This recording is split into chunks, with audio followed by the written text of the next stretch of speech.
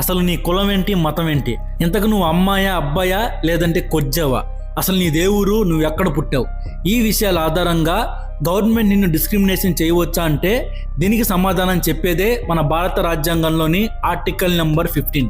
Hi everybody, welcome to everyday podcast. నేను మీ సింగనమల చందు. ఇక్కడ reality words లేదు ఎండు. The journey of Indian constitution అనే సిరీస్ లో భాగంగా ఈ రోజు మనం అసలు ఆర్టికల్ నెంబర్ 15 అంటే ఏంటో తెలుసుకుందాం. ఈ ఆర్టికల్ నెంబర్ 15 ప్రకారం ఏ గవర్నమెంట్ అయినా కానివ్వండి, ఒక ఇండియన్ సిటిజన్ పై కులం, మతం, లింగం, జాతి, పుట్టిన ప్రదేశం బట్టి ఒక వ్యక్తిని అస్సలు డిస్క్రిమినేషన్ చేయకూడదు. అంటే నువ్వు ఆ మతానికి చెందినవాడి కాబట్టి, నువ్వు ఆ కులానికి చెందినవాడి కాబట్టి అనే కారణాలతో గవర్నమెంట్ ఎప్పుడు ఎవరిని విపక్ష చూపకూడదు. ఫర్ ఎగ్జాంపుల్ మీకు చెప్పాలంటే, ఒక గవర్నమెంట్ స్కూల్లో ఒక అడ్మిషన్ ఉందనుకుందాం. ఒక స్టూడెంట్ కి నీ కాస్ట్ వేరేగా ఉంది కాబట్టి నీకు ఇక్కడ అడ్మిషన్ ఇవ్వడం కుదరదు అని అనకూడదు.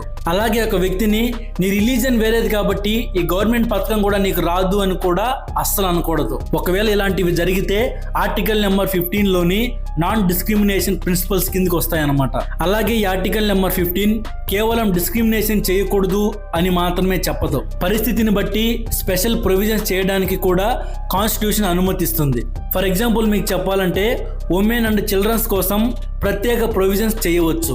అలాగే ఇక్కడ చెప్పాలంటే, socially and educationally backward classes, scheduled castes, ఎస్సీఎస్, షెడ్యూల్డ్ ట్రైబర్స్, ఎస్టీఎస్ఎస్ వంటి వర్గాల అభివృద్ధి కోసం ప్రత్యేక ప్రొవిజన్స్ చేయడానికి రాజ్యాంగం ఎప్పుడూ అనుమతిస్తుంది. ఇక్కడ మన రాజ్యాంగం ఏం చెప్తుందంటే, ఈక్వాలిటీ అంటే అందరినీ బ్లైండ్లీ సేమ్ గా ట్రీట్ చేయడం కాదు. కొన్ని డిసడ్వాంటేజ్డ్ గ్రూప్స్ కి జెన్యూన్ ఈక్వాలిటీ సంపాదించడం కోసం ప్రత్యేక సహాయం చేయడమే అసలైన ఈక్వాలిటీ అంటే అని అంటుంది మన భారత రాజ్యాంగం. అలాగే ఇక్కడ ఆర్టికల్ నెంబర్ 15 ద్వారా ఎడ్యుకేషనల్ ఇన్స్టిట్యూషన్స్ లో socially and educationally backward classes, ఎస్సీఎస్, ఎస్టీఎస్ఎస్ అలాగే మరియు ఇతర రాజ్యాంగ పరంగా గుర్తింపబడిన కొన్ని వర్గాల ప్రజల కోసం కూడా స్పెషల్ ప్రొవిజన్స్ కి మార్గం ఉంది.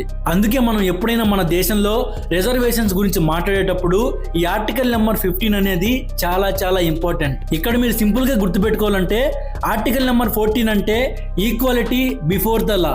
అలాగే ఆర్టికల్ నెంబర్ 15 అంటే స్పెసిఫిక్ గ్రౌండ్స్ పై డిస్క్రిమినేషన్స్ కి ప్రొటెక్షన్ ఇస్తుందన్నమాట. ఇంకా నీకు సింపుల్ గా అర్థమయ్యేలా చెప్పాలంటే, నీ పేరు, నీ మతం, నీ కులం, నువ్వు పుట్టిన స్థలం ఇలాంటివి నీపై విపక్ష చూపడానికి గవర్నమెంట్ కి ఎప్పుడూ కారణాలు కాకూడదు.